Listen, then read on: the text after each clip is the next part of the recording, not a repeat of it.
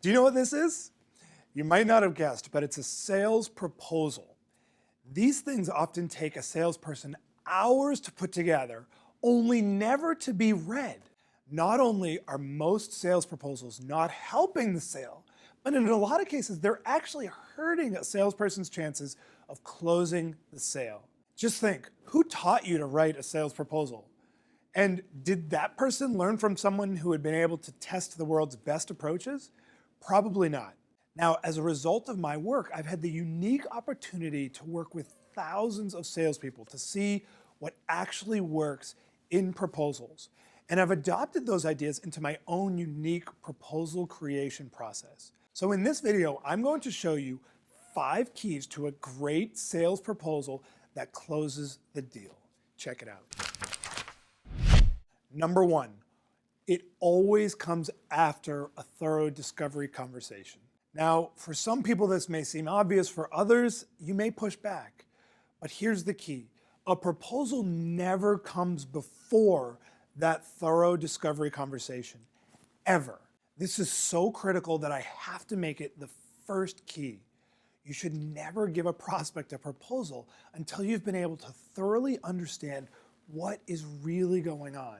And that's the beauty of this proposal that I'm going to share with you, is because it forces you to do a good job in discovery in order to even be able to put it together. So even when a prospect says early on, hey, can you just send me a proposal? To that, you now always respond with something that sounds like this. You know what, I'd love to, but I don't really know enough about your situation to be able to craft something that would actually be useful. Would it be okay if I asked some questions before we get to that proposal? And then you're off to the races. Number 2, lays out the discussed objectives. The key to a great proposal is that it must show that you really understand what is going on in the world of your prospect. So by this measure, it can't be boilerplate, because it requires that you've had a deep and thorough conversation about what the prospect is really looking to accomplish. You need to show that you are clear on at least their top 3 objectives related to the type of work that you do. This is going to go into the beginning of any strong proposal. Number 3, it restates the value of achieving those objectives. So this is where you're creating huge value in the eyes of your prospect. And really in 2 ways, actually. First, in order to know the value of achieving those objectives, you must have determined that in the discovery meeting through really just asking good questions. Really important. And secondly, you're now restating that value to provide context for making a buying decision. And so the value to solve their objectives should be at least 10 times the cost of your solution. You can see that when you juxtapose ultimately those 2 numbers in the same document, it makes sense. So this way, making a decision to work with you is only a logical next step. Number 4, it provides 3 options for accomplishing those objectives. Notice how I didn't say provides 3 options for your services, because it's really not about your services or your products, it's about accomplishing those objectives. And most proposals are only giving actually 1 option for working with you.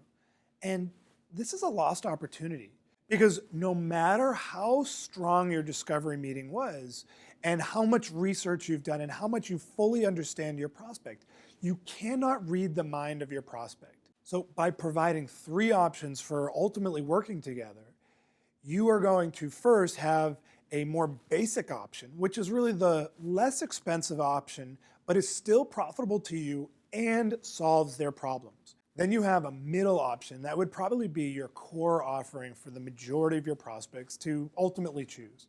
And then finally, you have a high-end option. This is the true premium option. This is the Bentley of options. Remember, the power of the premium option isn't just that some people will choose it, although many will, but it also sets the high bar, thus making that middle option seem like a complete no-brainer. This 3-option approach is going to help you both make larger sales, because people are choosing, in some cases, those premium options, but also it's going to help you close more sales, because you're giving people the feeling of optionality, so they're less likely to shop you around. Number 5, it must be able to double as a contract. This means that any great proposal should have a place at the end where they can sign the proposal to start the project. Every time we add an additional step in the sales process, we create opportunities for the sales to fall apart. So let's just imagine that your prospect says, yes, let's move forward. And then you say, great, I'll have the contract drafted and sent over to you by the end of the day today. Now, you've created a gap between them saying yes and then ultimately having to do things to get started. That time period is critical because you're no longer going to be in front of them, and they've probably moved on to focusing on other things. You want to be able to close the sale right then and there. Make sure that your proposal can serve as a contract. You want to avoid all of the legalese and just make sure that you can get it signed. So there are 5 keys to a great sales proposal that closes the deal. I want to hear from you. Which of these ideas did you find most useful? Be sure to share below in the comment section to get involved in the conversation. And if you enjoyed this video, then I have this awesome free ebook on 25 tips to crush your sales goals. Just click right here. Seriously, it's an amazing book and it's free. Just click right here.